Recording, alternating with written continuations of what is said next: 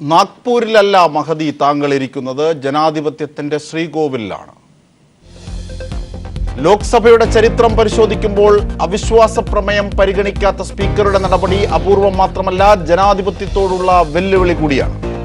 50 അംഗങ്ങളുടെ പിന്തുണ ഉണ്ടെന്നിരിക്കെ 2 തവണ എന്തിനു മാറ്റിവെച്ചു? ഇതിനേക്കാളൊക്കെ ബഹളമുള്ളപ്പോൾ ബില്ലുകൾ പാസാക്കിയെടുക്കാൻ മിടുക്കുണ്ടായിരുന്നു താങ്കൾക്ക്. ആധാറുമായി ബന്ധപ്പെട്ടതുപോലും മണി ബില്ലാക്കി തരപ്പെടുത്താൻ അറിയാം സ്പീക്കർക്ക്. അവിശ്വാസത്തെ അതിജീവിക്കുമെന്നുറപ്പുണ്ടായിട്ടും സ്പീക്കർ ചട്ടം ലംഘിക്കുകയാണ്. അത് നീണ്ട ചർച്ചയെ ഭയന്നിട്ടാണ്.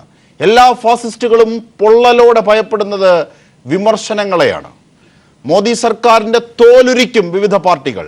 അത് സഭയുടെ രേഖകളാകും. കൂടാതെ ഭരണപക്ഷത്തെ ചോർച്ചയുടെ അളവും അറിയും.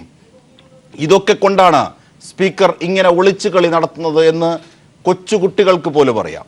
സ്വന്തമായി കൈമുറിച്ചിട്ട് വികലാംഗന്റെ ആനുകൂല്യം നേടുന്നത് പോലെയാണിത്. സഭ നിയന്ത്രിക്കേണ്ട സ്പീക്കർ പറയുന്നു സഭ ക്രമരഹിതമെന്ന്. ബലേഭേഷ്, നാഗ്പൂരിലല്ല താങ്കൾ ഇരിക്കുന്നത് ജനാധിപത്യത്തിന്റെ ശ്രീകോവിലാണ്. അത് രക്തം വീഴ്ത്തി മഹാന്മാർ പടുത്തുയർത്തിയതാണ് എന്നോർക്കുക. ഇന്ന് ന്യൂസ് ആൻഡ് വ്യൂസ് ചർച്ച ചെയ്യുന്നത് എന്തുകൊണ്ട് അവിശ്വാസ പ്രമേയം പാർലമെന്റിൽ ചർച്ചയ്ക്കെടുക്കാതെ തരാതരം കളിക്കുന്നു സ്പീക്കർ എന്നതാണ്.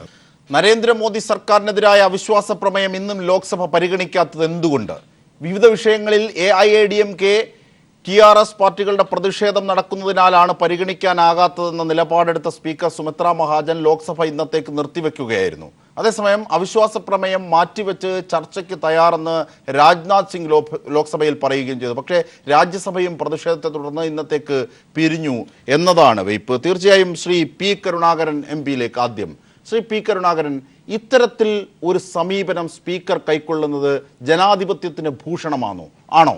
അതായത് അവിശ്വാസത്തെ അതിജീവിക്കുമെന്ന് ഉറപ്പുണ്ടായിട്ട് പോലും എന്തുകൊണ്ട് ഇവർ ചർച്ചകളെ ഭയപ്പെടുന്നു?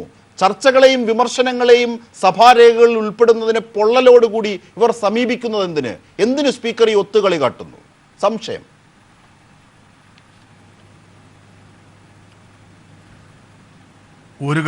ഒരു തരത്തിലും സ്പീക്കർ എടുത്ത സമീപനത്തോട് യോജിക്കാൻ കഴിയില്ല. യഥാർത്ഥത്തിൽ സ്പീക്കറെ കൊണ്ട് ചെയ്യിക്കുകയാണ് ചെയ്തിട്ടുള്ളത് എന്നുള്ളതാണ് വസ്തുത.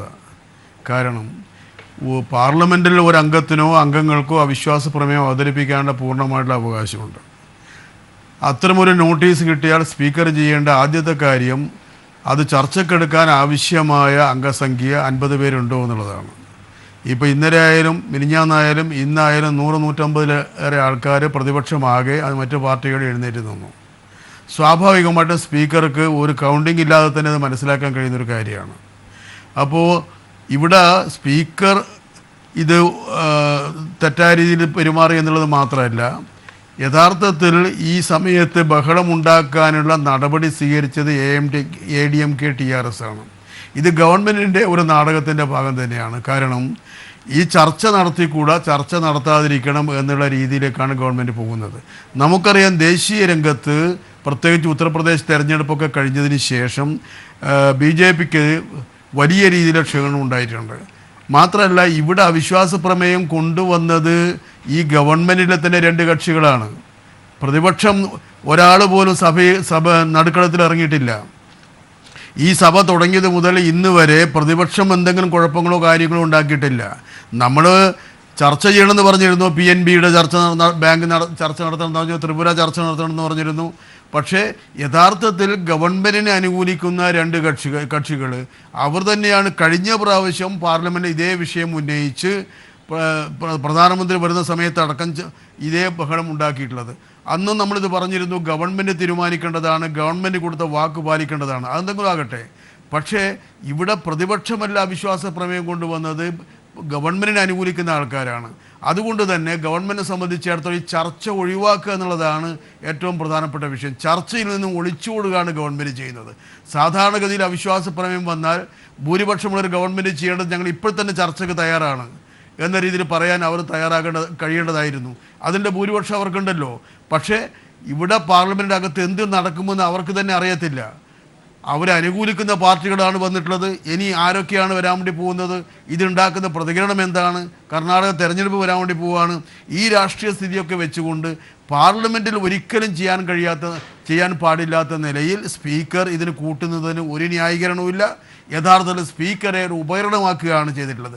ഇവിടെ സൂചിപ്പിച്ചതുപോലെ രാജ്നാരായണ സിംഗ് പറഞ്ഞു, പക്ഷേ അദ്ദേഹം പറഞ്ഞ അതേ സമയത്ത് തന്നെയാണ് മറ്റാൾക്കാർ പ്ലേക്കാർഡുമായിട്ട് മുമ്പോട്ട് പോയത്.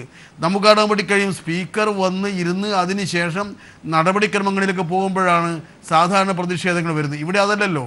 ഇവിടെ സ്പീക്കർ വരുന്നതിന് മുമ്പ് തന്നെ പ്ലേക്കാർഡുമായിട്ട് പൂർണ്ണമായിട്ടും ആൾക്കാർ വന്നു. ആര്? ഗവൺമെൻറ് അനുകൂലിക്കുന്ന ആൾക്കാർ. അപ്പോൾ പാർലമെൻറ്റിൽ യഥാർത്ഥത്തിൽ മെച്ചപ്പെട്ട ഒരു സ്ഥിതി അല്ല ഉള്ളത്. ലോൺ ഡിസ്റ്റർബ്ഡ് ആണ് എന്ന നിലയിലൊക്കെയുള്ള ഒരു സ്ഥിതി ഉണ്ടാക്കിക്കൊണ്ട് ഇതിനേക്കാൾ Shri P Karunakaran M P ഇത് വലിയ ശബ്ദമായി, കേരളത്തിന്റെ വലിയ ശബ്ദമായി നിരന്തരം ഞങ്ങൾ കാണുന്നതാണ് ലോക്സഭയിൽ. താങ്കൾ ഇതിനേക്കാൾ ബഹളമുള്ള സിറ്റുവേഷൻസ് ഉണ്ടായിട്ടില്ലേ? അന്നൊക്കെ എന്തായിരുന്നു ഈ സ്പീക്കറുടെ നടപടി? മണി ബില്ല് പാസ്സാക്കുന്ന കാര്യത്തിൽ ആധാറുമായി ബന്ധപ്പെട്ട കാര്യം രാജ്യസഭയിലേക്ക് മണി ബില്ലിന്റെ പ്രിവിലേജ് നൽകി പറഞ്ഞയച്ച് തരപ്പെടുത്തിയത് അടക്കമുള്ളവ താങ്കളുടെ ശ്രദ്ധയിലേക്ക് പെടുത്തുന്നു. തീർച്ചയായിട്ടും. കാരണം ഏറ്റവും പ്രധാനപ്പെട്ട ഒന്നാണല്ലോ ഫിനാൻസ് ബില്ല്. ഫിനാൻസ് ബില്ല് എന്ന് പറഞ്ഞാൽ ബഡ്ജറ്റുമായിട്ട് ബന്ധപ്പെട്ടതാണ്, അതിൽ കണ്ടിന്യൂഷനാണ്. പക്ഷെ ആ സമയത്ത് ഇതിനേക്കാളും വലിയ ബഹളം ഉണ്ടായിരുന്നല്ലോ. ആ ബഹളമുള്ള സമയത്തും സ്പീക്കർ ഒരു പ്രയാസമില്ലാതെ ആ ബില്ല് പാസ്സാക്കുന്നതിന് എല്ലാവിധ പിന്തുണയും നൽകുകയാണ് ചെയ്തത്. അങ്ങനെയാണെങ്കിൽ ഈ സമയത്ത് എന്തുകൊണ്ടും ഇപ്പോൾ ഈ ചർച്ച വേറൊരു അവസ്ഥയ്ക്ക് നടത്താം, അത് പിന്നീട് പ്രതിപക്ഷ പാർട്ടികളുമായിട്ട് ആലോചിച്ച് ചെയ്യേണ്ട കാര്യങ്ങളാണ്. പക്ഷേ ഈ പ്രമേയം തന്നെ അഡ്മിറ്റ് ചെയ്യാൻ തയ്യാറാകുന്നില്ല എന്നുള്ള ഒരു ന്യായീകരണമില്ല. ഇപ്പോൾ 2 ബില്ല് അതിനു മുമ്പ് പാസ്സാക്കി. ആ ബില്ല് പാസ്സാക്കുന്ന സമയത്തും സഭയ്ക്കകത്ത് ഇതേപോലെ തന്നെ ബഹളം ഉണ്ടായിരുന്നു. സാധാരണ പറയാറുണ്ട്, ബില്ലുകൾ വരുന്ന സമയത്ത് വിശദമായ ചർച്ചകൾ നടത്തണം, സ്റ്റാൻഡിംഗ് കമ്മിറ്റിക്ക് വിടണം, ഈ നോംസ് പാലിക്കണം. ഇതൊന്നും തങ്ങൾക്ക് ബാധകമല്ല എന്ന നിലയിലേക്കാണ് ഇപ്പോഴെത്തിക്കൊണ്ടിരിക്കുന്നത്. ഇപ്പോൾ ഈ അവിശ്വാസ പ്രമേയം അഡ്മിറ്റ് ചെയ്യാൻ ആവശ്യമായ അംഗസംഖ്യ പൂർണ്ണമായും ഉണ്ട് എന്ന് എല്ലാവർക്കും ബോധ്യമാണ്. നിങ്ങൾക്ക് ഗാലറിയിൽ ഇന്ന സമയത്ത് തന്നെ കാണാൻ വേണ്ടി കഴിയും. കാരണം പ്രതിപക്ഷമാകെ എഴുന്നേറ്റ് നിന്നു, അതുപോലെ തന്നെ ഭരണപക്ഷിയിൽ 2-3 കക്ഷികൾ എഴുന്നേറ്റ് നിന്നു, 100-150 ആൾക്കാർ. എന്നിട്ട് പോലും സ്പീക്കർ ഇതിന് തയ്യാറാകുന്നില്ല എന്നുള്ളത് ഗവൺമെൻറ് യഥാർത്ഥത്തിൽ ഈ ചർച്ചയെ ഭയക്കുന്നു, അതിൽ നിന്ന് ഒളിച്ചോട്ടം നടത്തുകയാണ്. ഇത് പാർലമെൻറ് നടപടിക്രമങ്ങൾക്ക് തന്നെ വിരുദ്ധമായിട്ടുള്ള സമീപനമാണ്. യഥാർത്ഥത്തിൽ വളരെ വളരെ തെറ്റായിട്ടുള്ള ഒരു സമീപനത്തിലേക്കാണ് നമ്മുടെ പാർലമെന്റ് നടപടിക്രമങ്ങളെ ഗവൺമെന്റും അതുപോലെ സ്പീക്കറും കൊണ്ടുപോകുന്നത്. തീർച്ചയായും ശ്രീ ജയസൂര്യൻ, അതായത് ഈ BJPക്കും മോദിക്കും ഒക്കെ എന്ത് പാർലമെന്റ് നിയമം, എന്ത് ജനാധിപത്യം എന്നൊക്കെയാണ് ഇവർ വിമർശിക്കുന്നത്. ഒരുപക്ഷെ അതൊക്കെ ശരിവെക്കുന്ന നടപടികളാണ് ഇന്ന് സ്പീക്കറിലൂടെ കാണുന്നത്. കൃത്രിമമായ തിരക്കുണ്ടാക്കി ചില കാര്യങ്ങൾ സാധിക്കുന്ന ആൾക്കാരെ പോലെ കൃത്രിമമായി ചില കാര്യങ്ങൾ സൃഷ്ടിക്കുകയാണ് സ്പീക്കർ എന്ന് രാജ്യത്തിന് തോന്നുകയാണ്. എങ്ങനെയാണ് ഇങ്ങനെ പെരുമാറാനാകുന്നത്? ഇത് ജനാധിപത്യ വിരുദ്ധമല്ലേ? സ്പീക്കറുടെ പെരുമാറ്റം നമുക്ക് കൃത്യമായും കാണാൻ കഴിയുന്നതാണ്. നമ്മൾ TV-യിൽ കൂടെ കണ്ടതാണ്. അതായത് അവിശ്വാസ പ്രമേയത്തെ സ്പീക്കറോ അല്ലെങ്കിൽ സർക്കാരോ ഭയപ്പെടുന്നില്ല എന്നുള്ളത് കണക്കുകൾ വെച്ച് തന്നെ വളരെ വ്യക്തമാണ്. ഇവിടെ സംഭവിച്ചതെന്താണ്? സഭയുടെ നടുത്തളത്തിലേക്ക് ഇറങ്ങി വന്ന് ബഹളം വെക്കുകയും ഈ അവിശ്വാസ പ്രമേയം ചർച്ചയ്ക്ക് വരുന്ന അവസരത്തിൽ ഈ അവിശ്വാസ പ്രമേയം ചർച്ച ചെയ്യാൻ തയ്യാറാണ് എന്ന് ആഭ്യന്തരമന്ത്രി രാജ്നാഥ് സിംഗ് വ്യക്തമാക്കുകയും ചെയ്തു. സ്പീക്കറും ഈ അവിശ്വാസ പ്രമേയം ചർച്ച ചെയ്യാൻ തയ്യാറാകുന്ന അവസരത്തിൽ സഭ നടത്താതിരിക്കാൻ ആവശ്യമായിട്ടുള്ള ബഹളമാണ് അവിടെ നമ്മൾ കണ്ടത്. യഥാർത്ഥത്തിൽ ഈ ചർച്ച ഉണ്ടാവണം എന്നാണ് സർക്കാർ ആഗ്രഹിക്കുന്നത്, BJP ആഗ്രഹിക്കുന്നത്. ചർച്ച നടക്കട്ടെ, ചർച്ച നടക്കണം, ചർച്ച നടക്കാൻ തയ്യാറാണ് എന്ന് പറയുമ്പോൾ ഈ ബഹളം കൊണ്ട് സഭ നിർത്തിവെക്കേണ്ട കാര്യമില്ല. അപ്പോൾ യഥാർത്ഥത്തിൽ ഈ ചർച്ച നടന്നാൽ വസ്തുതകളുടെ 2 വശങ്ങളും അവതരിപ്പിക്കാൻ എല്ലാവർക്കും അവസരം കിട്ടും. സർക്കാരിന്റെ ഭാഗം വിശദീകരിക്കാൻ അവസരം കിട്ടും. പ്രതിപക്ഷത്തെ കക്ഷികൾക്കെല്ലാം സംസാരിക്കാൻ അവസരം കിട്ടും. ഈ അവിശ്വാസ പ്രമേയം അവതരിപ്പിച്ചുകൊണ്ട് തന്നെ അവതരിപ്പിക്കാൻ നോട്ടീസ് കൊടുത്തിരിക്കുന്ന കക്ഷികൾക്കും അതിന്റെ നേതാക്കൾക്കും സംസാരിക്കാൻ അവസരം കിട്ടും. തീർച്ചയായിട്ടും ഇങ്ങനെ ഒരു ചർച്ചയെ ആണ് BJP ആഗ്രഹിക്കുന്നതും സ്വാഗതം ചെയ്യുന്നതും. പക്ഷെ അതിന് അനുകൂലമായ അന്തരീക്ഷം സൃഷ്ടിക്കേണ്ടത് ആരാണ്? ഈ അവിശ്വാസ പ്രമേയത്തിൽ നോട്ടീസ് കൊടുത്തവർ തന്നെയാണ്. ശ്രീ ജയസൂര്യൻ, പല്ലില്ലാത്ത അപ്പൂപ്പനെ കൊമ്പല്ല എന്ന് വിളിക്കുന്നത് പോലെയാണ്. രാജ്നാഥ് സിംഗ് അംഗീകരിച്ചു ഇത് ശരിയാണ്, ചർച്ച ചെയ്യണമെന്ന്. പക്ഷേ സ്പീക്കർ അതിനെ അനുവദിക്കുന്നില്ല. ഈ നോട്ടീസ് ഇങ്ങനെ YSRന്റെയും ഈ തെലുങ്ക് ദേശത്തിന്റെയും നോട്ടീസ് ഇങ്ങനെ ലഭിച്ചു, ഇതുകൊണ്ട് അവിശ്വാസ പ്രമേയം പരിഗണിക്കുകയാണെന്നൊരു വാക്ക് സ്പീക്കർ പറഞ്ഞാൽ അവിടെ തീരുന്നതേ ഉള്ളൂ പ്രതിഷേധം, അവിടെ തീരുന്നതേ ഉള്ളൂ പിന്നീട് ചർച്ച. പക്ഷെ 1.5 ദിവസം നീളുന്ന ചർച്ചയിൽ നിങ്ങൾ പൊള്ളും, നിങ്ങൾക്കെതിരെ വിമർശനങ്ങൾ ഉണ്ടാകും. അല്ലെങ്കിൽ രാജാവിനേക്കാൾ വലിയ രാജ്യഭക്തിയാണ്. കാരണം മോദി എന്ന വലിയ പ്രതീകത്തെ വിമർശിക്കുന്നത് കേൾക്കാൻ നിങ്ങൾക്കാകുന്നില്ല, സ്പീക്കർക്കാകുന്നില്ല എന്ന്. സ്പീക്കർ ആരുടെ ചട്ടുകമാവുകയാണ്? ജയസൂര്യൻ, ഇത് സഭാനാഥന്റെ പരിധിയിൽപ്പെടുന്ന കാര്യമല്ല. ഇത് സഭയാണ് അവിശ്വാസ പ്രമേയത്തെ സംബന്ധിച്ച് അംഗീകരിക്കേണ്ടത്. അങ്ങനെയാണ് റൂൾ. 50 അംഗങ്ങൾ അംഗീകരിച്ചാൽ അത് സഭ അംഗീകരിച്ചു, ചർച്ചയ്ക്കെടുക്കാം എന്നതാണ് അതിൻ്റെ പരിണിതമായ ഫലം. അങ്ങനെ ഉള്ളപ്പോൾ എന്തിനാണ് സഭാനാഥ ഇങ്ങനെ ഇടപെടുന്നത്? എന്തിനാണ് ലോക്സഭാ സ്പീക്കർ ഇങ്ങനെ ഇടപെടുന്നത്? അതാണ് സംശയം. അത് ദൂരീകരിക്കണം ശ്രീ ജയസൂര്യൻ. അല്ലാതെ BJP അനുവദിക്കുന്നു എന്ന് പറഞ്ഞതുകൊണ്ട് അത് പൊള്ളയായ വാക്കാണ്. രാജ്യത്തോട് ഇത് പറയൂ. സഭാനാഥ അത് അനുവദിച്ചാൽ തന്നെ അതിനുള്ള അന്തരീക്ഷം അവിടെ ഉണ്ടാവണമല്ലോ. ഒരു അന്തരീക്ഷം സൃഷ്ടിക്കേണ്ട ചുമതല നോട്ടീസ് കൊടുത്തവർക്കാണ് ഏറ്റവും പ്രധാനമായിട്ടുള്ളത്. തങ്ങൾ കൊടുത്തിരിക്കുന്ന നോട്ടീസ് സഭയിൽ ചർച്ച ചെയ്യാനുള്ള അന്തരീക്ഷം അവർ തന്നെ നശിപ്പിക്കുമ്പോൾ, അനുവദിക്കാതിരിക്കുമ്പോൾ പിന്നെ എങ്ങനെയാണ് ചർച്ച നടക്കുക? ചർച്ചയെ സ്വാഗതം ചെയ്യുന്നു എന്ന് ഗവൺമെന്റും BJPയും പറയുമ്പോൾ ആ ചർച്ചയ്ക്കുള്ള അന്തരീക്ഷം ഉണ്ടാക്കേണ്ടത് നോട്ടീസ് കൊടുത്തവർ തന്നെയാണ്. അപ്പോൾ നോട്ടീസ് കൊടുത്തവർ തന്നെ അതിന് വഴിതിരിച്ചു വിടാനും ഇനിയുള്ള എല്ലാ കാര്യങ്ങളും ഇനിയുള്ള എല്ലാ കാര്യങ്ങളും നോട്ടീസ് കൊടുക്കുന്നവർ തന്നെ അവസരം ഒരുക്കണമല്ലോ. നമുക്ക് കാണാമല്ലോ. ശ്രീ BRM ഷഫീർ, കോൺഗ്രസിന്റെ നിലപാട് എന്താണ് ഈ വിഷയത്തിൽ? അതായത് P കരുണാകരൻ MP വളരെ ശക്തമായി എല്ലാ ഘട്ടത്തിലും കേരളത്തിന് വേണ്ടി സംസാരിക്കുന്ന വലിയൊരു മുഖമാണ്. അദ്ദേഹത്തിന്റെ പാർലമെന്റ് ജീവിതത്തിന്റെ അനുഭവം പറഞ്ഞു. ഇതിനേക്കാൾ തിരക്കും, ഇതിനേക്കാൾ തള്ളും, ഇതിനേക്കാൾ ബഹളവുമുള്ള സമയങ്ങളുണ്ടായിരുന്നു. അന്നൊക്കെ കടന്നുപോയി. പക്ഷേ ഈ ജയസൂര്യൻ BJP നേതാവ് പറയുന്നത് എങ്ങനെയാണ് പരിഗണിക്കാനാവുന്നത്? അങ്ങനെ പരിഗണിക്കാനുള്ള യുക്തി അതിനുണ്ടോ? അല്ല, BJPയുടെ വാദഗതികൾ വളരെ ബാലിശമല്ലേ? ഇവിടെ ജയസൂര്യൻ പറഞ്ഞു ആരൊക്കെയോ തടഞ്ഞു. ആരാണ് ജയസൂര്യ തടഞ്ഞത്? സ്പീക്കർ ചേംബറിലേക്ക് വരുന്നതിന് മുമ്പ് നിങ്ങൾ തന്നെ പാർട്ടികൾ തമ്മിൽ ഒത്തുതീർപ്പുണ്ടാക്കി 2 പാർട്ടികളായിരുന്നതിനെ ഒന്നിപ്പിച്ചതിന്റെ മുഖ്യ ധാർമ്മികത്വം വഹിച്ച നിങ്ങളുടെ തന്നെ പിന്നാളുകളായിട്ടുള്ള തമിഴ്നാട്ടിലെ AIADMK ഇളക്കിവിട്ടത് ആരാ? ജയസൂര്യ? കോൺഗ്രസ് ആണോ? CPM ആണോ? മറ്റേതെങ്കിലും പാർട്ടിയാണോ? അല്ലല്ലോ. നിങ്ങളുടെ തന്നെ ആശയത്തിൽ വിരിച്ചതല്ലേ AIADMK വലിച്ചിറക്കി ആ സഭയെ കലുഷിതമാക്കിയതിന്റെ പിന്നിൽ നിങ്ങളാണ്. ഇനി TRS. ഇനി ഞാൻ ഒരു കാര്യം കൊണ്ട് നിങ്ങളോട് പറയട്ടെ. ഇവിടെ ഈ പിന്നെ സുമിത്രാ മഹാജൻ എന്ന് പറയപ്പെടുന്ന ആള് ഈ ലോക്സഭയുടെ പരിണിതപ്രജ്ഞയായിട്ടുള്ള സ്പീക്കറായിട്ടാവണം. അവർ സ്പീക്കർ തന്നെയാകണം. അവർ BJPയുടെ ജനറൽ സെക്രട്ടറി ആയിട്ടുള്ള മുൻകാല അനുഭവങ്ങളുടെ വെളിച്ചത്തിൽ അവർ അതായിട്ട് ആക്ട് ചെയ്താൽ പറ്റത്തില്ല. നിങ്ങൾ അനുഭവ സമ്പത്തുള്ളവരാണെങ്കിൽ 1996 ശ്രീ അടൽ ബിഹാരി വാജ്പേയി അദ്ദേഹം അവിശ്വാസ പ്രമേയത്തെ നേരിട്ടു. അന്ന് അദ്ദേഹത്തിന് അറിയാമായിരുന്നു തോറ്റ് പിന്മാറേണ്ടി വരും. അദ്ദേഹം ചർച്ചയ്ക്ക് തയ്യാറായി. 2 ദിവസത്തെ മുഴുവൻ ചർച്ചയിലും പങ്കെടുത്തുകൊണ്ട് അദ്ദേഹം നടത്തിയ പ്രസിദ്ധമായിട്ടുള്ള അദ്ദേഹത്തിന്റെ പ്രസംഗം ഇന്ത്യയുടെ ചരിത്രത്തിന്റെ ഭാഗമാണ്. ജയസൂര്യനും BJP പഠിക്ക്, നരേന്ദ്രമോദിക്ക് പഠിപ്പിച്ചു കൊടുക്ക്. ഇവിടുത്തെ പ്രശ്നം എന്താ? ഇവിടെ 2 ദിവസക്കാലത്തോളം ശ്രീ നരേന്ദ്രമോദിക്ക് വിദേശത്ത് പോകാൻ പറ്റാതെ, മറ്റുള്ള സ്ഥലങ്ങളിൽ പോയി കറങ്ങി നടക്കാൻ പറ്റാതെ ഇന്ത്യൻ പാർലമെന്റിനകത്ത് ഇരിക്കേണ്ടി വരും എന്നുള്ളത് കൊണ്ട് കൂടിയാണ് ഇന്ത്യയുടെ പാർലമെന്റിനകത്ത് അവിശ്വാസ പ്രമേയത്തെ അവർ ധിഖരിക്കാൻ തയ്യാറാകുന്നത്. ഇപ്പൊ പ്രശ്നം എന്താ? അവരുടെ കൂടെ നിന്ന് TDP വിട്ടുപോകുന്നു. അവരുടെ കൂടെ നിന്ന് ശിവസേന പിൻവലിഞ്ഞ് പുറത്തോട്ട് പോകുന്നു.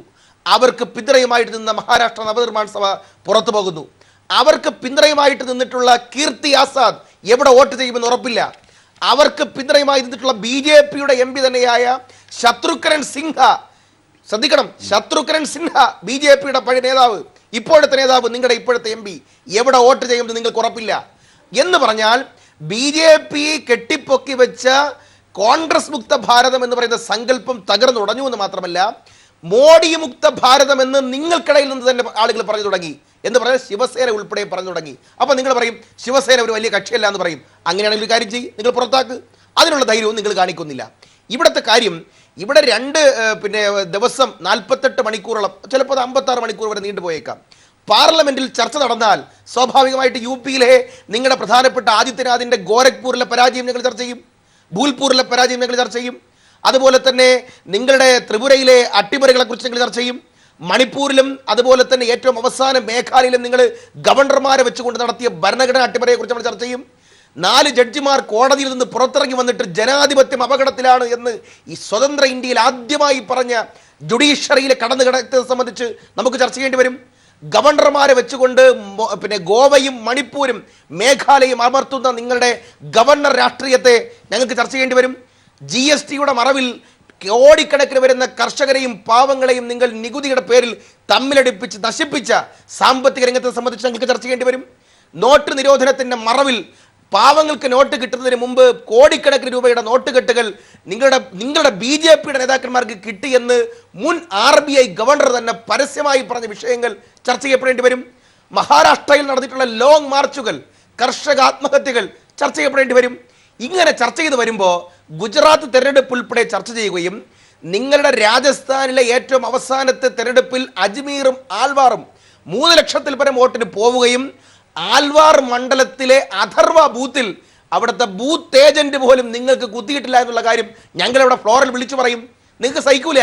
ആ സഹിക്കാതെ വരുമ്പോൾ ആ ചർച്ച ഉണ്ടാവാതിരിക്കാൻ വേണ്ടി നിങ്ങൾ നടത്തിയ നാടകമല്ലേ ജയസൂര്യ ഇന്ന് നിങ്ങൾ പാർലമെന്റിൽ കണ്ടത്? നിങ്ങൾ വാജ്പേയിക്ക് പഠിക്കൂ. നിങ്ങൾ വാജ്പേയി ചെയ്തതുപോലെ പാർലമെന്റിൽ നിങ്ങൾ ചർച്ചയ്ക്ക് തയ്യാറാകൂ. ഞങ്ങളുടെ GST യെ കുറിച്ചുള്ള ഞങ്ങളുടെ ചോദ്യങ്ങൾ വരുമ്പോൾ നിങ്ങൾ അതിനെ കണക്കുകൾ വെച്ച് ഉദ്ധരിക്കൂ. ഒറ്റ കാര്യം കൂടി, കോടതികളെ, പിന്നെ മിലിറ്ററിയെ, സ്പീക്കർമാരെ, അതുപോലെ തന്നെ ഗവർണർമാരെ, ഏറ്റവും അവസാന സ്പീക്കറെ, ഇലക്ഷൻ കമ്മീഷനെ ഉൾപ്പെടെ ഉപയോഗപ്പെടുത്തി ഭരണഘടനാ സ്ഥാപനങ്ങളിലേക്ക് നുഴഞ്ഞു കയറി ആ ഭരണഘടനാ സ്ഥാപനങ്ങളിൽ വെച്ച് RSS വൽക്കരിച്ച് ജനാധിപത്യത്തെ കൊല ചെയ്ത നിങ്ങളുടെ ഈ ഏർപ്പാടുണ്ടല്ലോ കുറച്ചു കാലത്തേക്കും കൂടെ ഉള്ളൂ. അതുകൊണ്ട് അതാണ് ശ്രീ ഭാസ്കരേന്ദ്ര ബാബു, മഹാരാഷ്ട്ര നവനിർമ്മാൺ സേനയുടെ നേതാവ്, അതായത് ബാൽ താക്കറെയുടെ മരുമകൻ രാജ് താക്കറെയാണെന്ന് പറഞ്ഞത് മോദി മുക്ത ഭാരതമെന്ന്. അങ്ങനെയുള്ള പഞ്ച് ഡയലോഗുകൾ കേൾക്കേണ്ടി വരും. ഗബ്ബർ സിംഗ് ടാക്സ് എന്ന് പറഞ്ഞതുപോലെ ആ സമയത്ത് അത് പറഞ്ഞപ്പോൾ രാഹുൽ ഗാന്ധിക്കുണ്ടായ മൈലേജ് നാം കണ്ടതാണ് സോഷ്യൽ മീഡിയയിലടക്കം. ഇത്തരത്തിലുള്ള പല മൈലേജുകളും പഞ്ച് ഡയലോഗുകളും ഉണ്ടാകും എന്ന് ഭയപ്പെടുന്നു ഇവർ, ചർച്ചയെ ഭയപ്പെടുന്നു ഇവർ. അതുകൊണ്ടാണ് ഇത്തരത്തിലൊരു നീക്കം എന്നാണ് പൊതുവെ ഉയരുന്ന ആക്ഷേപം. എങ്ങനെയാണ് നിരീക്ഷിക്കപ്പെടാം? ഇപ്പൊ ഈ അവിശ്വാസ പ്രമേയം ചർച്ചയ്ക്കെടുക്കുക എന്നല്ലല്ലോ ആവശ്യം, അത് സ്വീകരിക്കുക, ചർച്ചയ്ക്ക് പിന്നീട് വിധേയമാക്കുക, ഇതാണല്ലോ പ്രമേയം. അത് അനുവദിക്കപ്പെടുക എന്നതാണല്ലോ പ്രധാനം. ഇവിടെ ശ്രീ ഷഫീർ പറഞ്ഞ BRM ഷഫീർ പറഞ്ഞ കാര്യങ്ങളൊക്കെ അവർ അംഗീകരിച്ചിട്ടുണ്ട്. ഷഫീർ നിങ്ങളുടെ തന്നെ പഴയ പ്രധാനമന്ത്രി ആയിരുന്നല്ലോ ഡീമോണിറ്റൈസേഷനെതിരെ നന്നായി സംസാരിച്ചത്. പിന്നെ എത്ര തവണ രാഹുൽ ഗാന്ധി സംസാരിച്ചു. അപ്പോൾ അതൊന്നും അവർ ഭയപ്പെടുന്നില്ല. ബി ജെ പി ഭയപ്പെടുന്ന ഒറ്റ കാര്യം, ഇപ്പോൾ ഈ അവിശ്വാസ പ്രമേയം വന്നാൽ പോലും അവർ അധികാരത്തിന് ഭ്രഷ്ടമാകാനൊന്നും പോകുന്നില്ലല്ലോ. അപ്പോൾ അതൊന്നുമല്ല അവർ ഭയപ്പെടുന്നത്. ഭയപ്പെടുന്ന ഒരൊറ്റ കാര്യമേ ഉള്ളൂ, ഇതപര്യന്തം മോദിക്കെതിരെ ഒരു അവിശ്വാസ പ്രമേയം വന്നിട്ടില്ല, ഇനി ഞങ്ങൾ വരുത്താൻ അനുവദിക്കില്ല. അൺക്വസ്റ്റ്യനബിൾ കിങ് ആണ് BJPയെ സംബന്ധിച്ചിടത്തോളം നരേന്ദ്രമോദി. അയാളും അങ്ങനെ തന്നെയാണ് കരുതുന്നത്. എന്ത് ചെയ്യും? വിവരക്കേട് ഇങ്ങനെ സംഭവിച്ചാൽ എന്ത് ചെയ്യും? അല്ല, അതിനൊക്കെ ഒരു പരിധി വേണ്ടേ? ഇതൊരു ജനാധിപത്യ സംവിധാനമാണെന്നും പ്രധാനമന്ത്രി ചോദ്യം ചെയ്യപ്പെടാവുന്നൊരു സ്ഥാപനമാണെന്നുമൊക്കെ ജയസൂര്യ നിങ്ങളിനി എന്നാണ് മനസ്സിലാക്കാൻ പോകുക? ഇന്ത്യൻ ജനാധിപത്യത്തിൻ്റെ സവിശേഷത അതാരെയും ചോദ്യം ചെയ്യാൻ കഴിയുന്നതാണ്. 50 പേർ സമ്മതിച്ചാൽ അവിശ്വാസ പ്രമേയം വരും. ഇതപര്യന്തം അവിശ്വാസ പ്രമേയം വന്നില്ല. കാരണം നിങ്ങൾക്ക് പലവിധ നിലവാരത്തിൽ വൻതോതിലുള്ള ഭൂരിപക്ഷം ഉണ്ടായിരുന്നു. ഇപ്പോഴത്തെ പ്രശ്നം എന്താ? ഇപ്പോഴും ഭൂരിപക്ഷത്തിന് വ്യത്യാസമില്ല, കേവല ഭൂരിപക്ഷം പോലും ഉണ്ട്. 284 ഇല്ലെങ്കിൽ 271 ഉണ്ട്, ശരിയാണ്. പക്ഷെ സംഭവിച്ച പ്രശ്നം എന്താ? ചോദ്യം ചെയ്യപ്പെട്ടുകൂടാ ഞങ്ങളുടെ മഹാരാജാവിനെ. ഇത് നിങ്ങൾക്ക് മാത്രമാണ് മോദി മഹാരാജാവ്. സാധാരണ ഇന്ത്യക്കാർക്ക് അങ്ങനെയല്ല. ഇപ്പോൾ അദ്ദേഹം നഗ്നനായി നിൽക്കുകയാണ് രാജാവ്, അല്ലേ? അഴിമതി കഥയിൽ ആ നിലയ്ക്ക് അത് അംഗീകരിക്കാൻ വിഷമം. ഇത് അംഗീകരിച്ച് എപ്പോൾ തുടങ്ങുന്നുവോ നോക്കൂ. LJP രാംവിലാസ് പാസ്വാന്റെ, നമ്മുടെ നിങ്ങളുടെ മന്ത്രി തന്നെയാണ് രാംവിലാസ് പാസ്വാൻ, ചോദിച്ചെന്താണെന്ന് അറിയാമോ? ഇന്ന് അദ്ദേഹം ചോദിച്ചു, ഈ BJPയിൽ ജനാധിപത്യം അറിയാവുന്ന ഒറ്റ നേതാവില്ലേ? നിങ്ങളുടെ തന്നെ സഖ്യകക്ഷിക്കാരനാണ് ചോദിച്ചിരിക്കുന്നത്, മന്ത്രി. അതെ, ശരിക്കും ഭക്ഷ്യമന്ത്രി. അദ്ദേഹം ചോദിക്കുകയാണ്, ഈ BJPയിൽ ബാക്കി ആൾക്കാരൊക്കെ എവിടെ പോയി? അവരൊക്കെ എന്ത് ജനാധിപത്യത്തെക്കുറിച്ച് ചിന്തിക്കുന്ന ഒറ്റയാളില്ലേ ഈ പാർട്ടിയിൽ? ഇതാണ് സാർ അവസ്ഥ ജയസൂര്യ. ഈ അവസ്ഥയിലാണ് നിങ്ങളുടെ സ്പീക്കർ പോലും അങ്ങനെയാണല്ലോ സംസാരിക്കേണ്ടത്. എന്ത് വില കൊടുത്തും ഇത് അനുവദിക്കില്ല എന്ന് പറയുന്നത് ഞങ്ങളെ ചോദ്യം ചെയ്യരുത്. കഴിഞ്ഞ 4 വർഷമായി ഈ നടപടി നിങ്ങൾ പിന്തുടർന്നുകൊണ്ടിരുന്നപ്പോൾ, ചോദ്യം ചെയ്യരുത് നിലവാരത്തിൽ തോന്നിയ പോലെ ഭരിച്ചുകൊണ്ടിരുന്നപ്പോൾ, ഇപ്പോൾ നോക്കൂ അവസ്ഥ. നിങ്ങളുടെ കൂടെ നിന്നവർ തന്നെ പറയുന്നു മോദി രഹിത ഭാരതമാണ് ഞങ്ങളുടെ ലക്ഷ്യം. ഏത്? കോൺഗ്രസ് ഇതര ഭാരതം എന്നുള്ളത് വിട്ട് മോദി ഇതര ഭാരതം എന്ന നിലയ്ക്ക് കാര്യങ്ങൾ നീങ്ങുമ്പോൾ നിപതിച്ചുകൊണ്ടിരിക്കുന്ന സമയത്ത് പോലും മര്യാദ കാണിക്കില്ല ഞങ്ങൾ എന്ന നിലയ്ക്ക് അവസാനത്തേക്ക് സഞ്ചരിച്ചു കൊണ്ടിരിക്കുന്നു, അന്ത്യത്തിലേക്ക് അടുത്തുകൊണ്ടിരിക്കുന്നു. അതാണ് ഇപ്പോൾ നാം കാണുന്നത്. ശ്രീ പി കരുണാകരൻ, അതായത് നോട്ടീസ് നൽകിയവർ അനുവദിക്കണം അത്രേ ഇത്.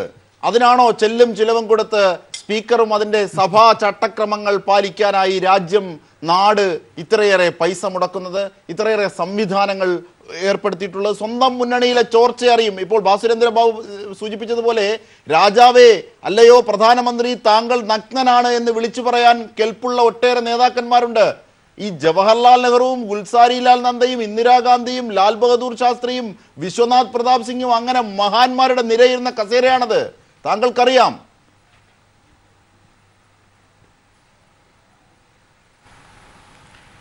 ആ വിഷയം തന്നെയാണ് ഞാൻ പറയാൻ ഉദ്ദേശിച്ചത്. ശ്രീ ജയസൂര്യ വളരെ രസകരമായിട്ടുള്ള ഒരു വാദഗതിയാണ് ഉയർത്തിയത്. നോട്ടീസ് കൊടുത്ത ആൾക്കാർ ചർച്ചയ്ക്ക് ആവശ്യമായിട്ടുള്ള സംവിധാനം ഉണ്ടാക്കണം എന്നുള്ളത്. യഥാർത്ഥത്തിൽ പാർലമെൻ്ററി നടപടിക്രമങ്ങളെക്കുറിച്ച് അറിയുന്ന ഒരാളും ഇത്തരം ഒരു വാദഗതി ഉന്നയിക്കുമെന്ന് എനിക്ക് തോന്നുന്നില്ല. കാരണം സ്പീക്കറാണ് ഇവിടെ. സ്പീക്കറെ സംബന്ധിച്ചിടത്തോളം പൂർണ്ണമായിട്ടുള്ള അധികാരമുണ്ട്.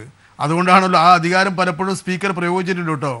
കാരണം ചില ബില്ലുകളൊക്കെ മണി ബില്ല് എന്ന് പറഞ്ഞുകൊണ്ട് രാജ്യസഭയിൽ ചർച്ചയ്ക്ക് വിടാതെ തന്നെ ലോകസഭയിൽ മാത്രം ചർച്ച ചെയ്ത് പാസ്സാക്കുന്ന ഒട്ടേറെ അനുഭവങ്ങൾ ഉണ്ടായിട്ടുണ്ട്. അപ്പോൾ സ്പീക്കറുടെ അധികാരം, അങ്ങനെയുള്ള അധികാരമുള്ള ഒരാളാണ് സ്പീക്കർ. മറ്റൊന്ന്, ഇത്തരമൊരു പ്രശ്നം വന്നാൽ സാധാരണഗതിയിൽ ചെയ്യേണ്ടത് സഭാ നടപടി കൃത്യമായിട്ട് കൊണ്ടുപോകുന്നതിന് വേണ്ടിയിട്ട് ഗവൺമെൻറ് മുൻകൈ എടുക്കണം. സാധാരണ ഗവൺമെൻറ്റാണ് സഭാ നടപടി നടത്തുന്നതിൽ മുൻകൈ എടുക്കേണ്ട ഏറ്റവും പ്രധാനപ്പെട്ട കക്ഷി. ആ ഗവൺമെൻറ് മുൻകൈ എടുക്കുമ്പോൾ സ്പീക്കർക്ക് വിളിക്കാവുന്നതാണ് ഓൾ പാർട്ടി യോഗം. ഇതുവരെ വിളിച്ചിട്ടില്ലല്ലോ. ഈ സഭ തുടങ്ങിയത് മുതൽ ഇതുവരെ സ്പീക്കറെ സംബന്ധിച്ചിടത്തോളം എല്ലാ രാഷ്ട്രീയ പാർട്ടികളെയും വിളിച്ചു ചേർത്ത് എങ്ങനെയാണ് നമുക്ക് പോകാൻ വേണ്ടി കഴിയുക? ഇതൊരു പോം വഴിയാണ്. പക്ഷേ ആ പോം വഴി സ്പീക്കർ തേടുന്നില്ല. കാരണം എന്താ അറിയോ? അങ്ങനെ തേടിയാൽ സ്പീക്കർക്കൊന്നും പറയാൻ കഴിയില്ല. കാരണം 150 ആൾക്കാർ നോട്ടീസ് കൊടുത്തൊരു കാര്യം അത് നിഷേധിക്കണം, അത് നിരാകരിക്കണം എന്ന് എങ്ങനെ പറയാൻ വേണ്ടി കഴിയുക?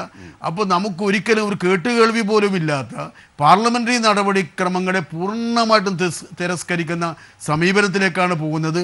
ഇവിടെ ചൂണ്ടിക്കാണിച്ചതുപോലെ ഞങ്ങളെ വിമർശിക്കാൻ ആർക്കും അധികാരമില്ല. പാർലമെൻറ്റിൽ ഞാൻ വരേണ്ടതില്ല. ഞാൻ വിദേശ രാജ്യങ്ങളിലേക്കാണ് പോകേണ്ടത്.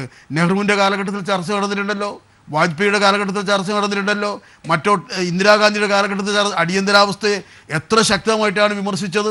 ഞാൻ ഓർക്കുക അന്നത്തെ AKGയുടെ ഒക്കെ പ്രസംഗം പാർലമെൻറ്റിൽ ഇന്ദിരാഗാന്ധിയെ നോക്കിക്കൊണ്ട് തന്നെ നടത്തിയ പ്രസംഗം. ആ പ്രസംഗത്തിൽ അന്ന് പറഞ്ഞു ഒരു പെൺ ഹിറ്റ്ലർ പിറന്നിരിക്കുന്നു എന്ന നിലയിൽ AKG എന്ന് പ്രസംഗിക്കുമ്പോൾ യഥാർത്ഥത്തിൽ പിറ്റേ ദിവസം പത്രം നിരോധിക്കുമോ എന്ന് പോലും ഞങ്ങൾ സംശയിച്ചു പോയി. പക്ഷേ അവർ പോലും അന്ന് അടിയന്തരാവസ്ഥ പ്രഖ്യാപിക്കുന്ന സമയത്ത് പോലും ഇത്തരം ചർച്ച അനുവദിച്ചിരുന്നു. ഇവിടെ ചർച്ച ആവശ്യമില്ല എന്ന നിലയിലേക്ക് എത്തിയാൽ പിന്നെ എന്ത് ജനാധിപത്യ? പിന്നെ എന്തിനാണ് പാർലമെൻറ്റിലേക്ക് MP വരുന്നത്?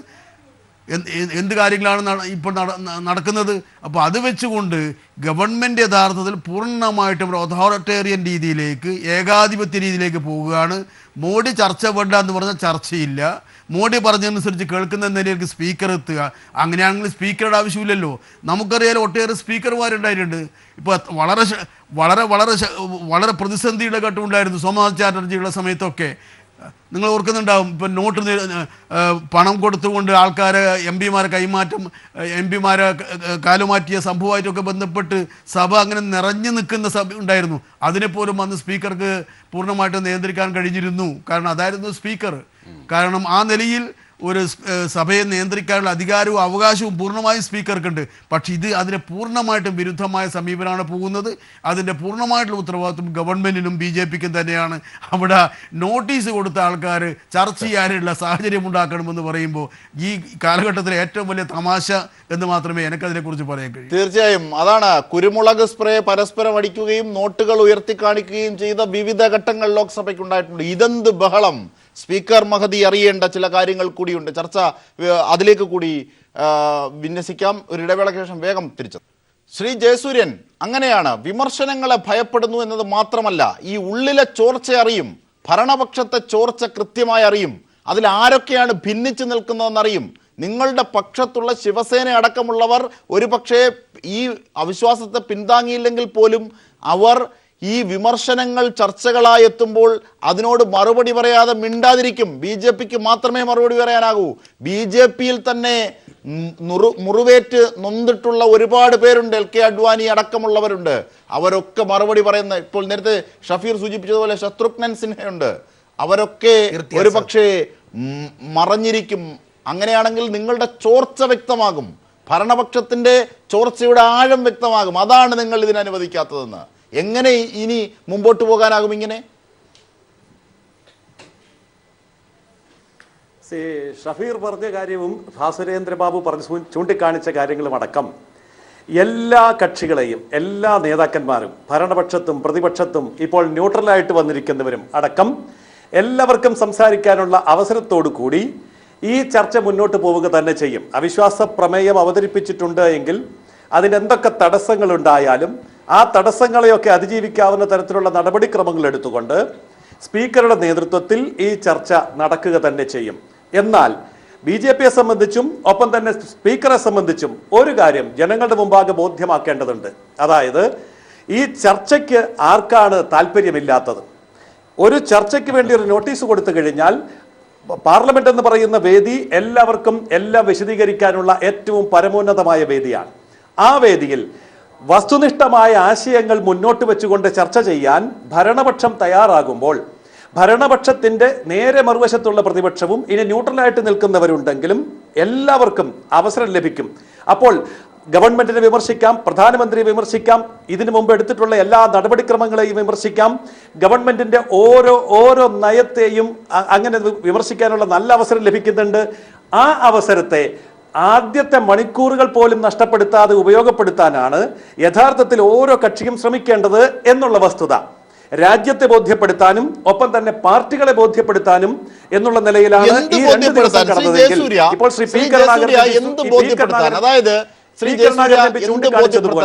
YSR കോൺഗ്രസും TDPയും അടക്കമുള്ളവർ നൽകുന്നു, കോൺഗ്രസും ഇടതുപക്ഷവും അടക്കമുള്ളവർ പിന്താങ്ങുന്നു. അങ്ങനെയേറെ ഏതാണ്ട് 150 വരുന്ന പിന്തുണ അതിന് നേരിട്ട് തന്നെ ലഭിക്കുകയാണ്.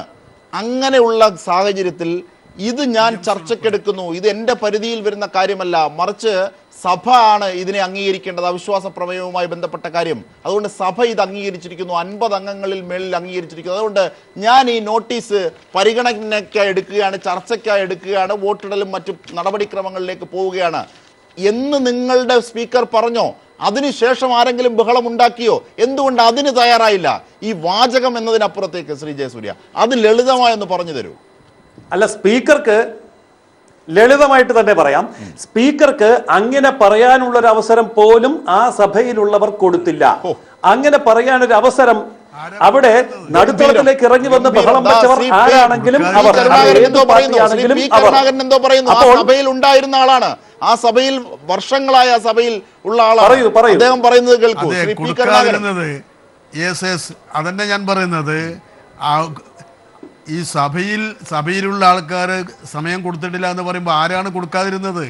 ADMK അതുപോലെ തന്നെ TRS അവർ ബോധപൂർവമായിട്ട് യഥാർത്ഥത്തിൽ ഈ ചർച്ച വരാതിരിക്കാൻ വേണ്ടിയിട്ട് ഗവൺമെന്റിന് വേണ്ടിയിട്ട് നിൽക്കുകയാണ് ചെയ്തത്.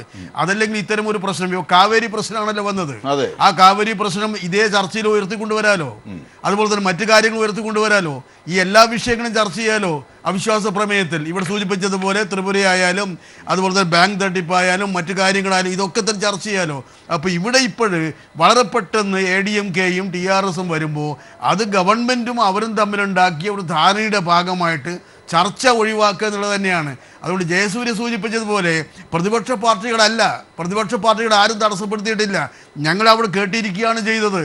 ഈ നോട്ടീസ് വായിച്ച സമയത്താണ് ഞങ്ങളെല്ലാവരും എഴുന്നേറ്റത്, ഞങ്ങൾ അനുകൂലമാണെന്ന് പറഞ്ഞുകൊണ്ട്. മാത്രമല്ല, നിങ്ങൾ ശ്രദ്ധിച്ചാൽ കാണാൻ വേണ്ടി കഴിയും, സാധാരണ സ്പീക്കർ അവരുടെ ചേംബറിലേക്ക് വരുന്നതിന് മുമ്പ് ചെയറിലേക്ക് വരുന്നതിന് മുമ്പ് തന്നെ പ്ലേ കാർഡുമായിട്ട് ബന്ധപ്പെട്ട് ഈ ആൾക്കാരൊക്കെ നിറഞ്ഞു നിൽക്കുകയായിരുന്നു. ഒരു എതിർപ്പും സ്പീക്കർക്കില്ല. ഞാൻ ഓർക്കുകയാണ്, മുമ്പ് കോൺഗ്രസിൻ്റെ ചില മറ്റാൾക്കാർ ഇതേപോലെ തന്നെ പ്ലേ കാർഡ് പിടിച്ചതിന് ഒരാഴ്ചയൊക്കെ സസ്പെൻഡ് ചെയ്തിട്ടുണ്ട് ഈ സഭയിൽ നിന്ന്. അത് ഓർക്കുന്നില്ലേ? സസ്പെൻഡ് ചെയ്തിട്ടുണ്ട്. ഇന്ന് അതിൽ നിന്നൊക്കെ വ്യത്യസ്തമായിട്ടുള്ള സമീപനമാണ് സ്പീക്കർ സ്വീകരിക്കുന്നത്. ഇത് ഏത് രീതിയിലാണ് നമുക്ക് ന്യായീകരിക്കാൻ വേണ്ടി? TRS ഇപ്പോൾ എടുത്തിരിക്കുന്ന നിലപാട് എന്താണെന്നുള്ളത് എല്ലാവർക്കും വളരെ വ്യക്തമായിട്ട് അറിയാം. TRS ഇപ്പോൾ ഭരണകക്ഷിയുടെ ഭാഗമായിട്ടല്ല എന്ന് അവർ തന്നെ വ്യക്തമാക്കി. അവർ NDA മുന്നണി വിട്ടുപോകുന്നു, NDAക്കെതിരായിട്ടുള്ള നിലപാടെടുക്കുന്നു. TRS എടുത്ത നിലപാടുകൾ രാജ്യം മുഴുവൻ എല്ലാവർക്കും വ്യക്തമായിട്ട് അറിയാം. MP ആയിട്ടുള്ള ശ്രീ കരുണാകരൻ അത് കുറെ കൂടി വ്യക്തമായിട്ട് അറിയാം. ADMK ഈ വിഷയത്തിൽ എടുത്തിരിക്കുന്ന നിലപാട് സർക്കാരിന്റെ ഭാഗമായിട്ടല്ല എന്നുള്ളതും താങ്കൾക്കറിയാം. പക്ഷെ ഇവിടെ TRSും തമ്പിദുരെ ADMK ആളല്ലേ, ADMK നേതാക്കളല്ലേ അദ്ദേഹം തന്നെയാണ് ഞാൻ പറയുന്നത്. TRS-ഉം ADMK-യും എടുത്തിരിക്കുന്ന രാഷ്ട്രീയ നിലപാട് എന്താണെന്നുള്ളത് ഒരു MP ആയിട്ടുള്ള താങ്കൾക്ക് വളരെ വ്യക്തമായിട്ട് അറിയാം. അപ്പോൾ ഈ രാഷ്ട്രീയ സാഹചര്യത്തിൽ അവരെ സംബന്ധിച്ചിടത്തോളം അവർക്കാണ് ചർച്ച ഏറ്റവും പ്രധാനമായിട്ട് ഗുണപരമായി വരാൻ പോകുന്നത്. അപ്പോൾ അതിനുള്ള സാഹചര്യം ഒരുക്കാൻ അവർ തയ്യാറല്ല എങ്കിൽ ഈ സഭയിൽ അത്തരമൊരു സാഹചര്യം ഒരുക്കാനുള്ള അടുത്ത നടപടിക്രമങ്ങളിലേക്ക് പോകേണ്ടി വരും.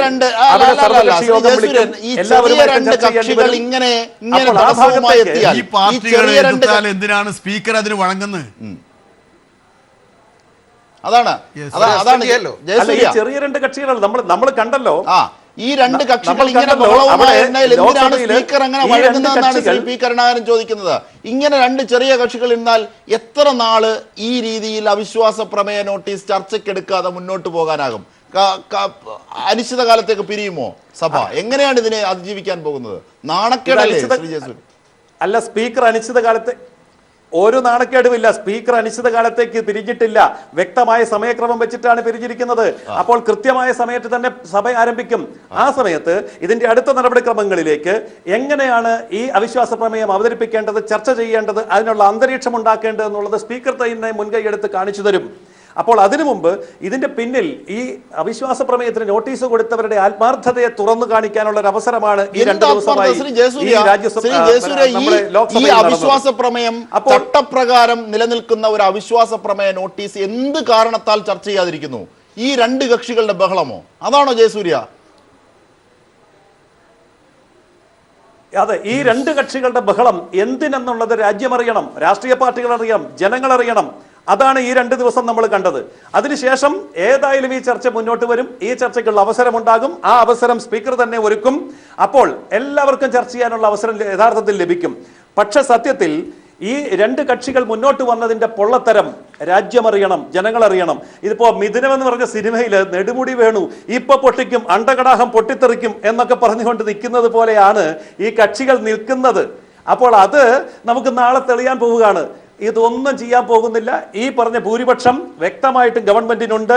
അപ്പോൾ അവിശ്വാസ പ്രമേയം എന്നുള്ളത് വിശ്വാസ പ്രമേയമായി മാറുമെന്നുള്ള ആത്മവിശ്വാസം ഗവൺമെന്റിനുള്ളപ്പോൾ ഈ അവിശ്വാസ പ്രമേയം എന്ന് പറയുന്ന രാജ്യത്തിന് മുമ്പ് തുറന്നു കാണിക്കുകയാണ്. സുരേന്ദ്ര ബാബു, അവിശ്വാസ പ്രമേയം വിജയിക്കുമെന്നോ അല്ലെങ്കിൽ സർക്കാരിന് മേലുള്ള വിശ്വാസം തകരുമെന്നോ ഒന്നും എണ്ണസംഖ്യ വെച്ച് വ്യക്തമാണ്. അതങ്ങനെ തകരില്ല, അങ്ങനെ വീഴില്ല. എന്നിട്ട് പോലും ഭയപ്പെടുന്നത് എന്താണെന്നാണ് രാജ്യം ചോദിക്കുന്നത്, വിമർശകർ ചോദിക്കുന്നത്. അല്ല, അതിനകത്ത് ജയസൂര്യനും എല്ലാവർക്കും അറിയാവുന്നത് മാതിരി BJPക്ക് കേവല ഭൂരിപക്ഷം വരെയുണ്ട്. 271 വരെ ആയല്ലോ. 274 അത്രയും കുറഞ്ഞിരിക്കുന്നു. എങ്കിൽ പോലും കുറഞ്ഞാണ് വരുന്നത്. അത് പോട്ടെ, എങ്കിലും കേവല ഭൂരിപക്ഷമുണ്ട്.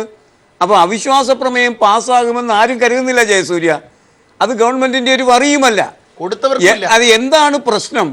AIADMK എന്തിനാണ് ബഹളം വെക്കുന്നത്? ശ്രീ പി കരുണാകരൻ നേരിട്ട് അനുഭവിക്കുന്നയാൾ പറഞ്ഞല്ലോ, അതൊരു സ്റ്റേജ് മാനേജ്ഡ് ബഹളമാണ്.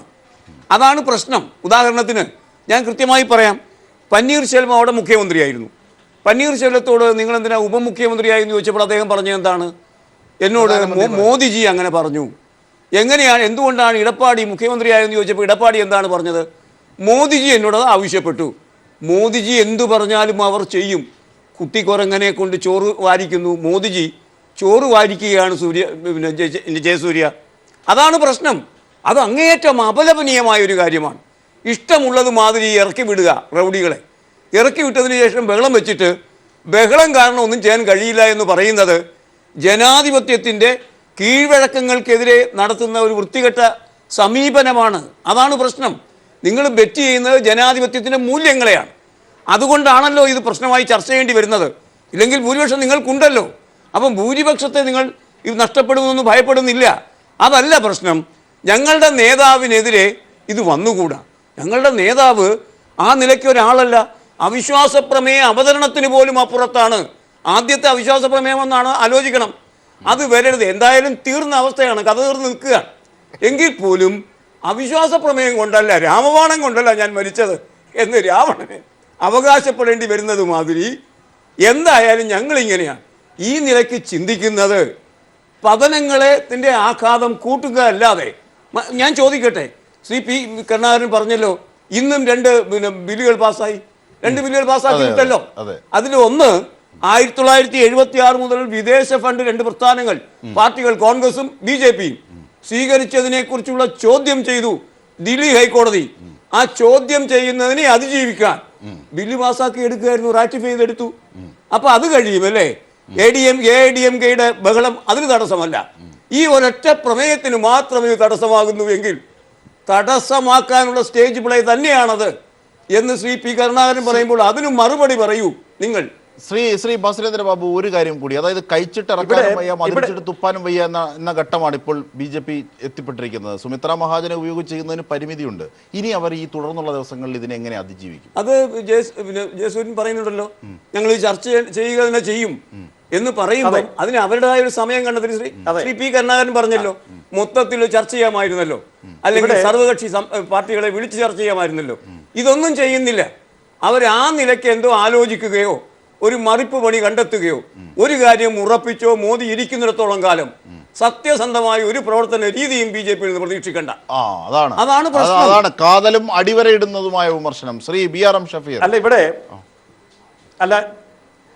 ഇവിടെ ഷഫീറും ഭാസുരേന്ദ്ര ബാബുവും ശ്രീ P. കരുണാകരനും പറഞ്ഞ കാര്യങ്ങൾ ഒന്ന് തന്നെയാണ്, ഒരേ പോയിന്റ് തന്നെയാണ്.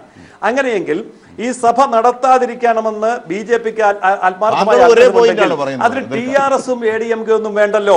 അവിടെ TRS ADMK വേണ്ടല്ലോ, BJP-ക്ക് അങ്ങ് തടസ്സപ്പെടുത്തിയാ പോരെ. അപ്പൊ BJP രംഗത്തിറങ്ങിയില്ലല്ലോ, അപ്പോൾ ഇത് തടസ്സപ്പെടുത്തുക എന്നുള്ളതല്ല, വിമർശിക്കാതിരിക്കുക എന്നുള്ളതല്ല, വിമർശിക്കാനുള്ള അവസരം കൊടുക്കാതിരിക്കുക എന്നുള്ളതല്ല. തീർച്ചയായിട്ടും എന്താണ് ഇവിടുത്തെ പ്രതിപക്ഷത്തിന് മാക്സിമം ഇവിടെ ചെയ്യാൻ കഴിയുന്നത് എന്നുള്ളത് രാജ്യം കാണട്ടെ, ജനങ്ങൾ കാണട്ടെ, വസ്തുതകളായി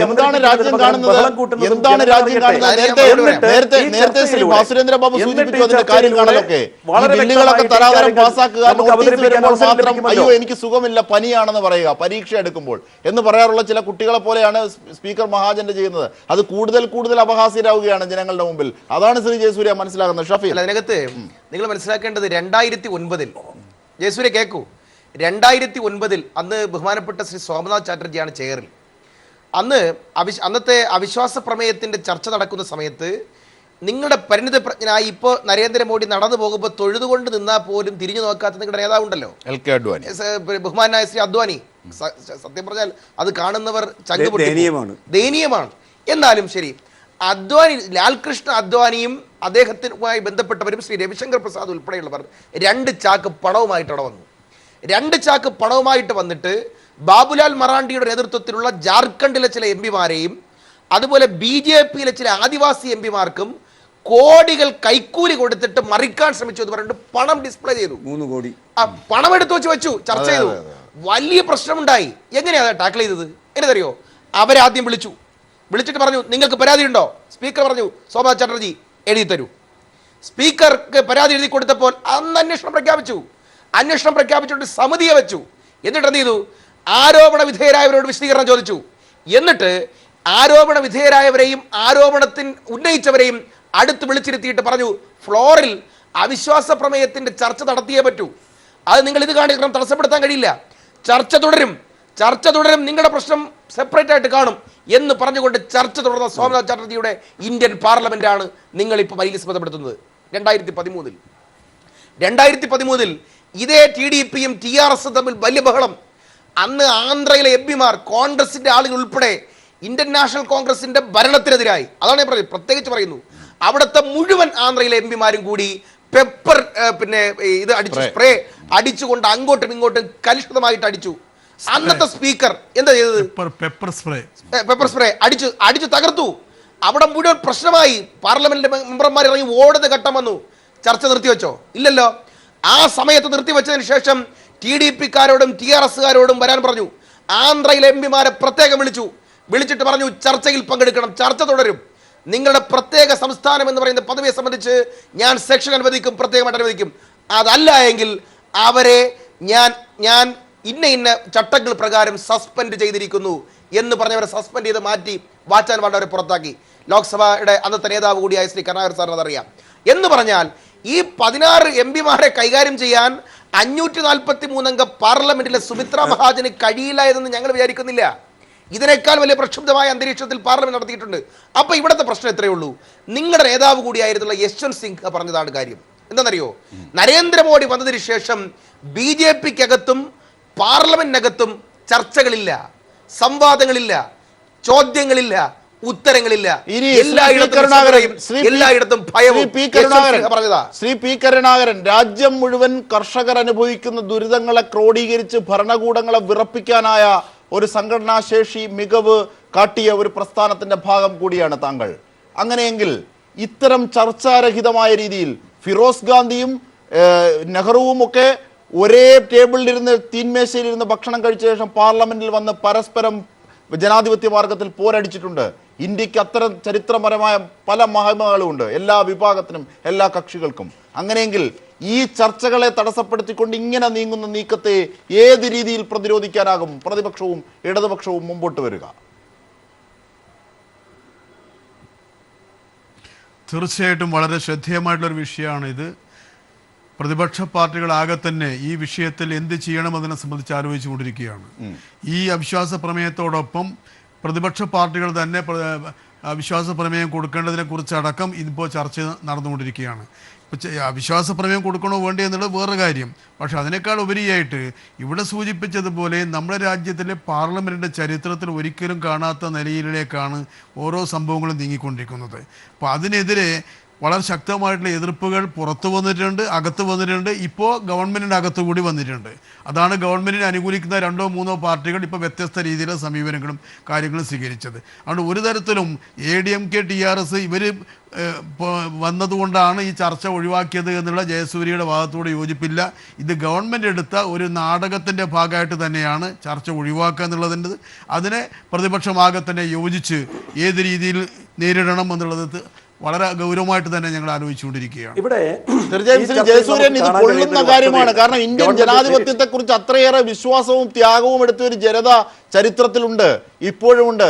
അങ്ങനെ ഉള്ളപ്പോൾ ഇത് തമാശക്കളിയല്ല, ഇത് വളരെ സീരിയസ് ആയ കാര്യമാണ്.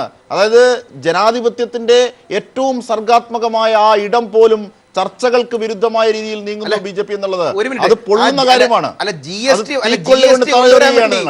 GST കൊണ്ടുവരാൻ വേണ്ടി സ്വാതന്ത്ര്യത്തിന്റെ അന്ന് മാത്രം തുറന്നിട്ടുള്ള രാത്രി 12 മണിക്ക് പാർലമെന്റ് തുറന്നിട്ട് ചർച്ച ചെയ്യാൻ തയ്യാറാവരാണ് നിങ്ങൾ. രാജ്യത്തെ കൊള്ളയടിക്കുന്ന GSTക്ക് വേണ്ടി നിങ്ങൾ ഇപ്പോൾ ഒളിച്ചോടുക. ശ്രീ ജയസൂര്യൻ ഇത് അഡ്രസ് ചെയ്തേ മതിയാകൂ. ഇനി നാളെ എന്ത് ചെയ്യും? നാളെ എന്താണ് പരിപാടി? തീർച്ചയായിട്ടും ഞാൻ പറയുമ്പോൾ എന്നെ പറയാൻ അനുവദിക്കണം. തീർച്ചയായും പറയുന്നത് ഞാൻ ക്ഷമയോടെ കേൾക്കുന്നുണ്ടല്ലോ. ഇപ്പോൾ മറുപടി പറയേണ്ടത് ഞാൻ മറുപടി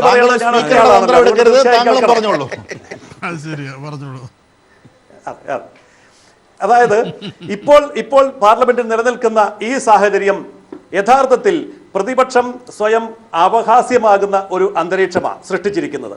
അതായത് ഒരു ഗവൺമെന്റിനെതിരെ തീർച്ചയായിട്ടും ഒരു അവിശ്വാസ പ്രമേയം അതെങ്ങനെയാണ് കഴിയുക? പ്രതിപക്ഷം എങ്ങനെയാണ് അവകാശമാക്കുന്നത്? പ്രതിപക്ഷം അതാണല്ലോ ഞാൻ പറഞ്ഞു വരുന്നത്. ദയവായി കേൾക്കും ജയസൂര്യ. പ്രതിപക്ഷം അതാണ് ഞാൻ പറയുന്നത്, ദയവായി കേൾക്കും.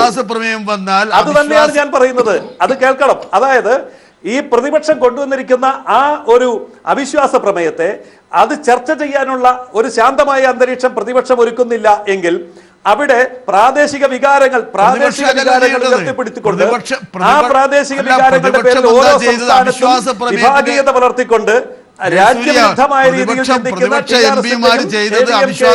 ആശയങ്ങളെ മുന്നോട്ട് കൊണ്ടുവരുന്ന ആ ആശയങ്ങൾ ജനങ്ങൾ അറിയട്ടെ, രാഷ്ട്രം അറിയട്ടെ, രാഷ്ട്രീയ പാർട്ടി അറിയട്ടെ. ഇത് തന്നെയാണ് BJP ഉദ്ദേശിക്കുന്നത്. അപ്പോൾ ഉയർത്തിക്കൊണ്ടിരുന്ന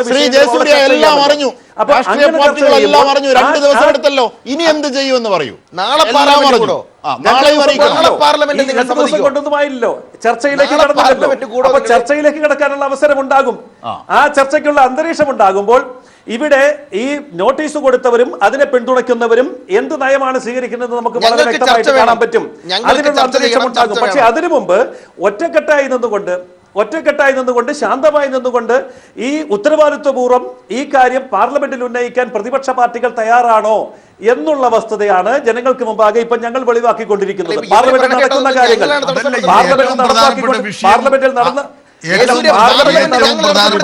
നടന്നുകൊണ്ടിരിക്കുന്ന കാര്യങ്ങൾ എല്ലാവരും കാണുമ്പോൾ ഇത് അറിയാമല്ലോ, വളരെ വ്യക്തമായിട്ട് അറിയാമല്ലോ എങ്ങനെയാണ് അവിശ്വാസ പ്രമേയം അവതരിപ്പിക്കാനുള്ള അവസരം അല്ല, ആ അവസരം നൽകാത്തത് ആരാണ്? ഗവൺമെന്റ് അല്ലല്ലോ, അല്ലെങ്കിൽ സ്പീക്കർ അല്ലല്ലോ.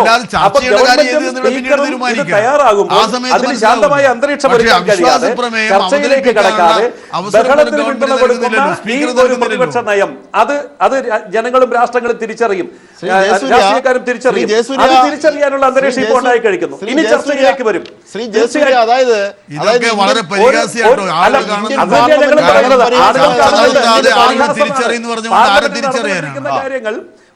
കാര്യങ്ങൾ ചോദിക്കുന്നതിന് മറുപടി പറയൂ ശ്രീ ജയസൂര്യ. ശ്രീ ജയസൂര്യ, പി കരുണാകരൻ ചോദിക്കുന്നതിന് മറുപടി പറയൂ.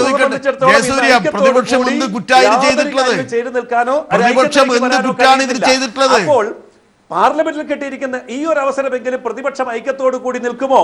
ഇത് ജനങ്ങളും രാജ്യവും കാണട്ടെ. ഇതാണ് BJPക്ക് അറിയാനുള്ളത്. പക്ഷേ ഇവിടെ ആ പ്രതിപക്ഷ കക്ഷികൾ ആ ഒരു അവസരം പോലും ഉപയോഗിക്കുന്നില്ലല്ലോ. അവരെ സംബന്ധിച്ചിടത്തോളം ഈ ഗവൺമെന്റിനെ വിമർശിക്കാനും ഗവൺമെന്റ് നയങ്ങളെ വിമർശിക്കാനും കിട്ടിയിരിക്കുന്ന ഏറ്റവും സുവർണ അവസരമാണ്. പക്ഷേ ആ സുവർണ അവസരം ഉപയോഗപ്പെടുത്താതെ പരസ്പരം വിഘടനവാദത്തിന്റെ ശബ്ദം ഓരോ ചർച്ചയ്ക്ക് വരുമ്പോ ശ്രമിക്കുന്നത്. നിങ്ങൾ ഇങ്ങനെ പറഞ്ഞാൽ മതിയോ?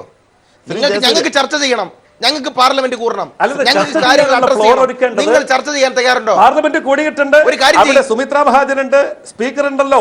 അപ്പോൾ ആ ഒരു ചർച്ചയ്ക്കുള്ള അന്തരീക്ഷം ഒരുക്കാൻ പ്രതിപക്ഷത്തിനോ അല്ലെങ്കിൽ നോട്ടീസ് കൊടുത്തവർക്കോ താല്പര്യമില്ലെങ്കിൽ എന്ന് പറഞ്ഞാൽ 16 എംപിമാരെ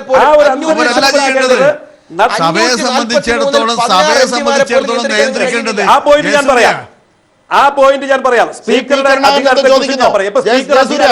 കേൾക്കൂ, അതിന് മറുപടി പറഞ്ഞ് പ്രതികരിക്കൂ. ശ്രീ പി കരുണാകരൻ ചോദിക്കാം, താങ്കൾക്ക് പറയാം. അദ്ദേഹത്തിന്റെ ചോദ്യം എനിക്ക് മനസ്സിലായി. ഇത്തരമൊരു സംവിധാനം നേരത്തെ സൂചിപ്പിച്ചതുപോലെ ഒട്ടേറെ പ്രക്ഷുബ്ധമായിട്ടുള്ള അന്തരീക്ഷം ഉണ്ടായിരുന്നു മുമ്പ്. ഒട്ടേറെ പ്രക്ഷുബ്ധമായിട്ടുള്ള അന്തരീക്ഷമുള്ള സന്ദർഭം പഴയ പാർലമെന്റിൽ ഉണ്ടായിരുന്നു. സോമനാഥ് ചാറ്റർജിയുള്ള സമയത്ത്, നെഹ്റുള്ള സമയത്ത്, AKG ഉള്ള സമയത്ത്. ആ സമയത്തൊക്കെ ചർച്ച ചെയ്യാനുള്ള സന്ദർഭം മുൻകൈ എടുക്കേണ്ടത് ഗവൺമെന്റും സ്പീക്കറുമാണ്. പ്രതിപക്ഷം ഇപ്പോൾ സ്പീക്കർ വിളിച്ചിട്ട് പ്രതിപക്ഷം പോകാതിരുന്നിട്ടുണ്ടോ? സഭാ നേതാവ് വിളിച്ചത് പ്രതിപക്ഷം പോകാതിരുന്നിട്ടുണ്ടോ?